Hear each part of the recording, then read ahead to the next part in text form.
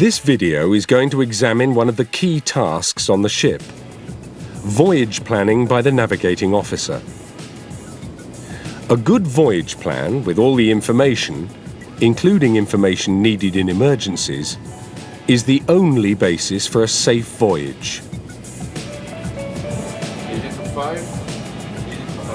Poor voyage planning may not always result in an accident, but it puts the watch-keeping officer in a weak position if things start to go wrong, and inevitably they will one day.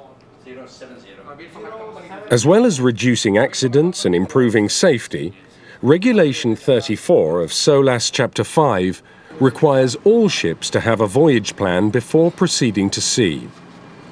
The information it gives frees the watch-keeping officer from spending time on reference books and tables.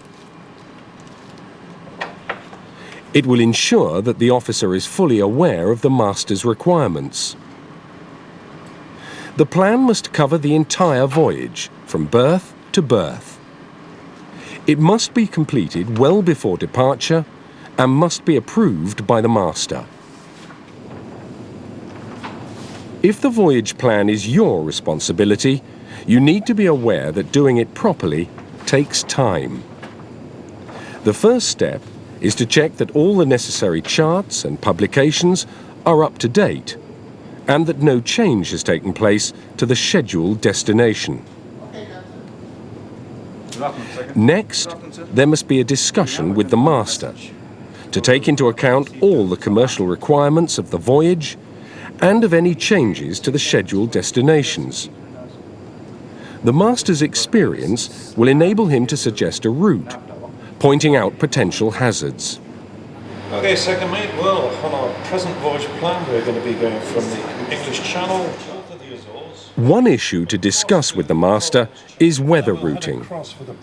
Even if the ship does not use a weather routing service, it's always worth allowing for the weather.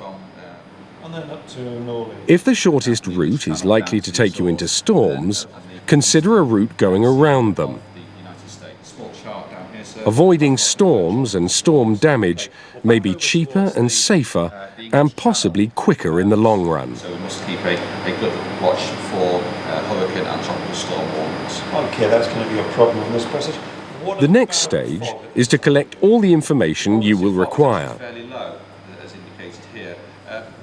This includes suitable charts of as large a scale as needed, the appropriate pilot books, routing charts, and ocean voyage planning manuals. Port information for the start and end of the voyage. Other essentials are tide tables, the list of lights, radio signals information, and weather information.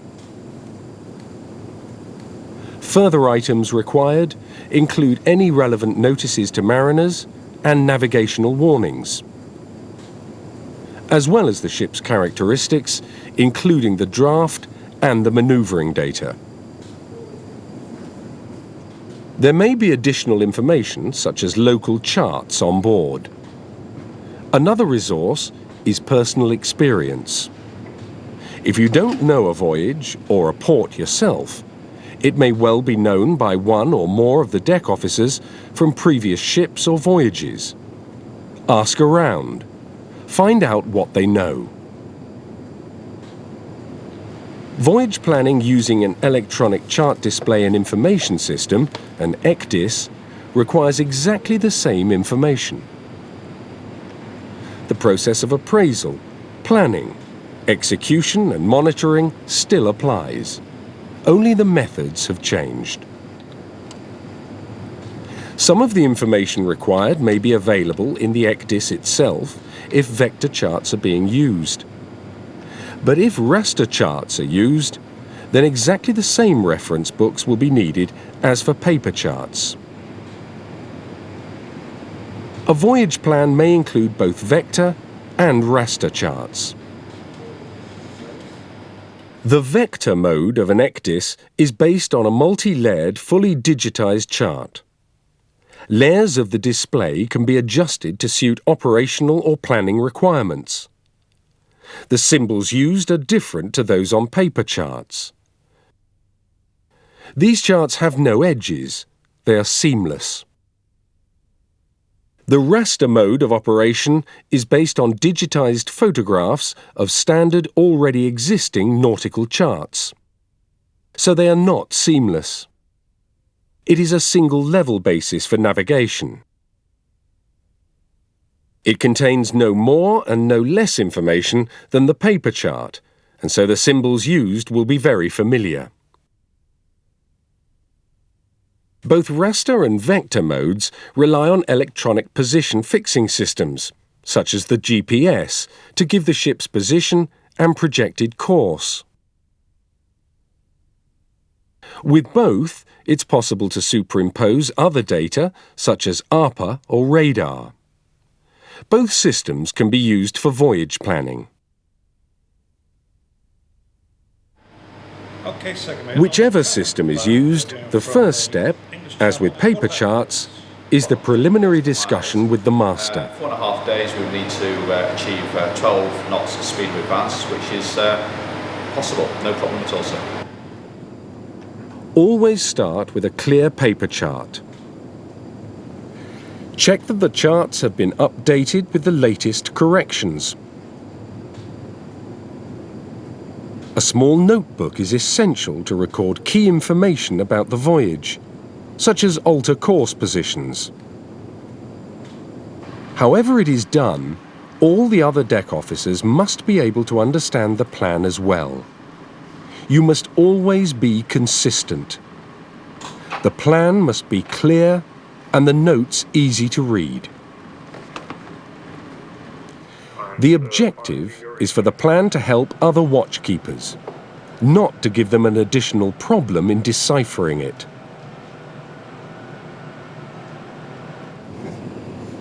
The first thing marked on the chart are the no-go areas, land, shoals, wrecks, and so on.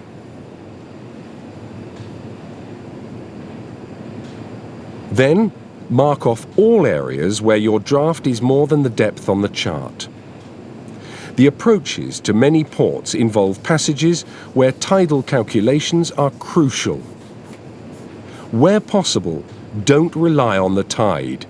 Let it be a safety bonus.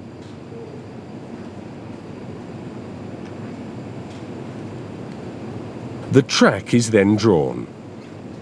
In critical areas, the margins of safety should be marked on both sides of the track.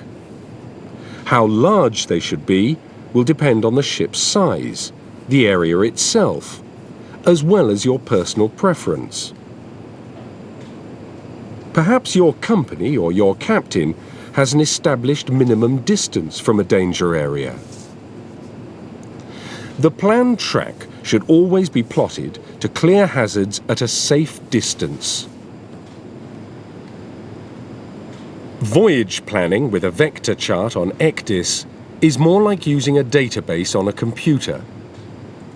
As on a paper chart, it's very easy to align the planned track precisely to any leading light marks or sectors. But it's not just a matter of creating a series of waypoints and lines.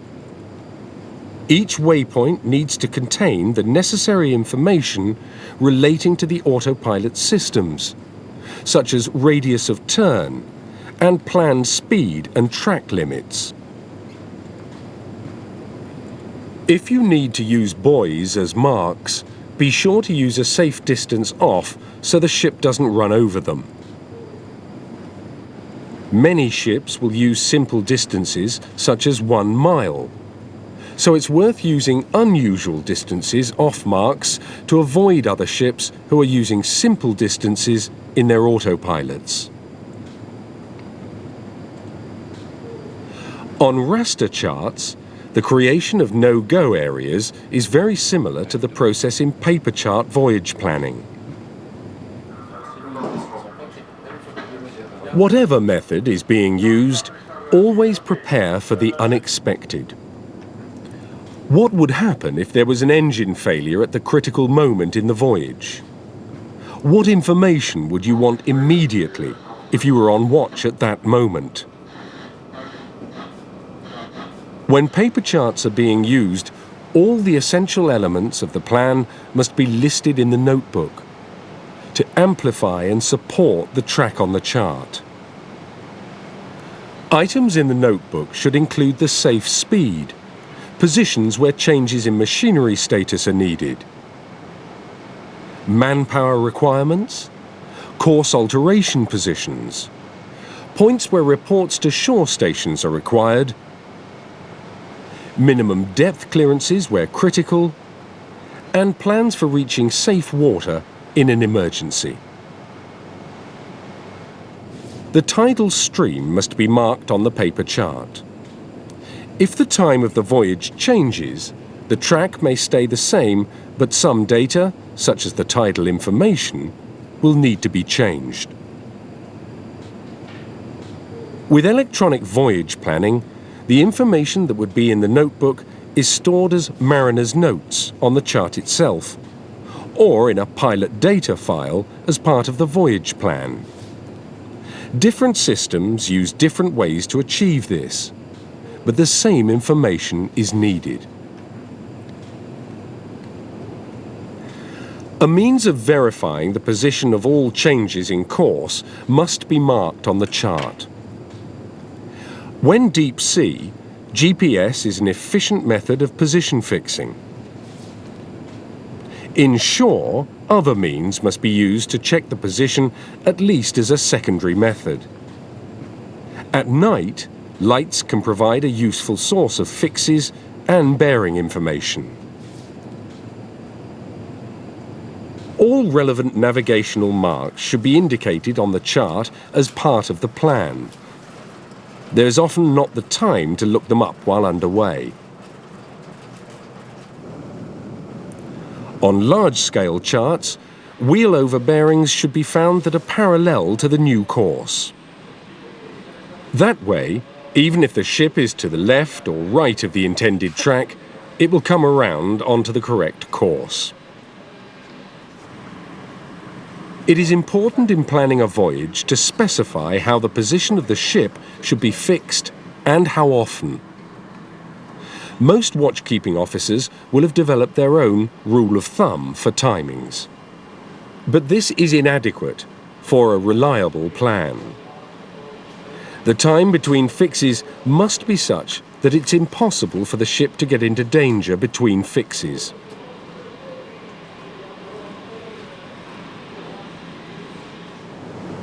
Well offshore, this might mean once every few hours. Closer inshore, the position of the ship is more critical, and fixes must be more frequent. It is essential for the ship's position to be ascertained by cross-checking the results of different fixing methods. Radar and visual fixing both have their advantages and disadvantages. Knowing when to use which as primary or secondary fixing methods is part of a watchkeeper's skill.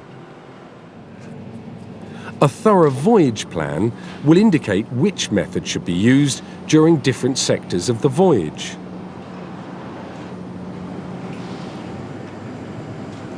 The chart should be marked with a useful number of visual and radar conspicuous objects. These can be derived from the chart itself, the pilot books, or from the mariner's personal experience. It's important to put in only a small number of these points. Don't cover the chart with dozens of radar conspicuous objects that the officer will not have time to use. What is needed is the right number, keeping in mind the closeness to land and the speed of the ship. The timing and method of position fixing is equally important in an electronic voyage plan. The mariner's notes or pilot data file should include the position of both visible and radar visible objects. An electronic voyage plan will have a reliance on satellite navigation systems. GPS and GLONASS at present, but in the future Galileo as well. In confined waters, an alternative system must be used for checking the position, and this can easily be done using the radar maps and radar interlay of the ECDIS. Checks of the position by radar or using leading lights or sectors are of vital importance close inshore, as there's always the risk that GPS will become unavailable for some reason. With raster charts, there may be datum irregularities in comparison with the WGS-84 datum. The ship's speed is another crucial aspect of voyage planning that must not be left to chance, whether the voyage is planned electronically or on paper. It is vital to plan the time of arrival. How does it fit in with the tides, the pilot's services, or the berth availability? The speeds and waypoint ETAs need to be marked on the chart and in the voyage planning notebook. Landfalls also need to be clearly marked.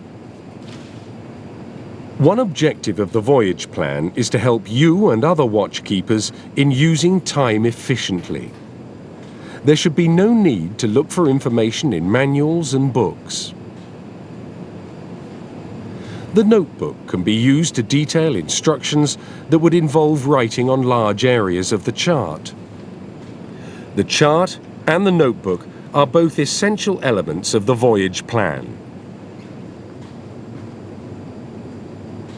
A very powerful method of monitoring the ship's track during a coastal voyage is parallel indexing.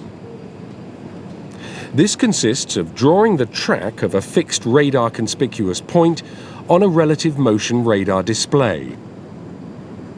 It works best when the radar is stabilized north up. The line will be parallel to the ship's ground track. The cross-index range of the track is the distance the ship needs to keep off the point.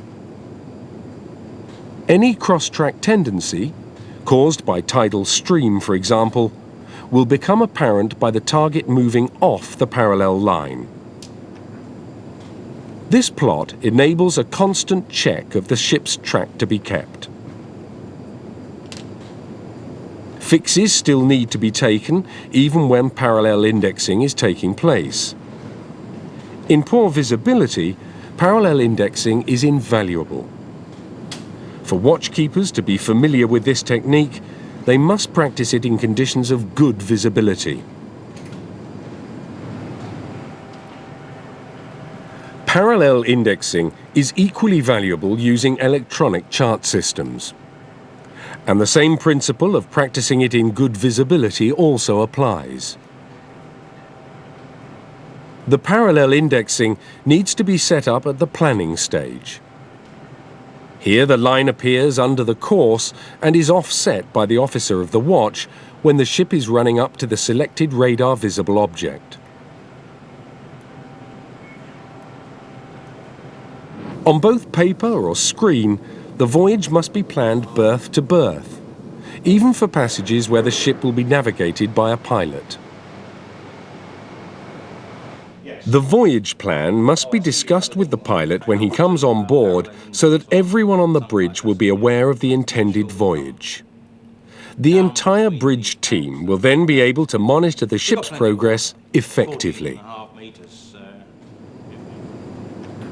Where the ship is headed into an area of restricted navigation, such as inside a harbour, the plan should include an abort point. This is the last moment that the ship can turn back for any reason.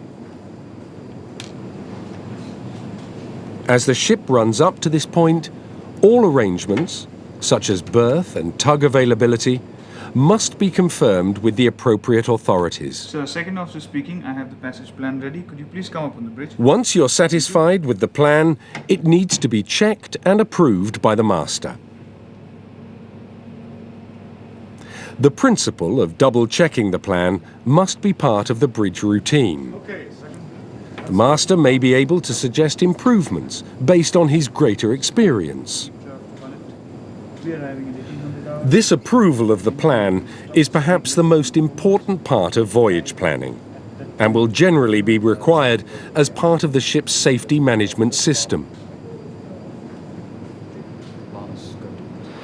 Can you give me a brief on the voyage plan today? Yes, sir. The master's approval of the plan is equally important, whether the plan is on paper or done electronically. Both master and navigating officer need to allow sufficient time for a thorough examination of the plan. As the plan must be made well before starting the voyage, the departure time may change. This may not affect the track, but certainly will affect tides and voyage times. The plan will need to be updated when departure time is known and throughout the voyage as times change. The overall objective of the plan must be to give the watchkeeping officers a plan to follow and sufficient information to enable them to do that easily. The plan will also provide a backup store of facts, so that if things do go wrong, there will be information immediately available to help. Overall, it is essential, whether the plan is done on paper or electronically, that there is a complete berth-to-berth voyage plan for every voyage. The voyage plan should be marked on the chart with supplementary notes in a notebook or as mariner's notes. The chart should have, in addition to the track, useful information including safety margins, clearing bearings,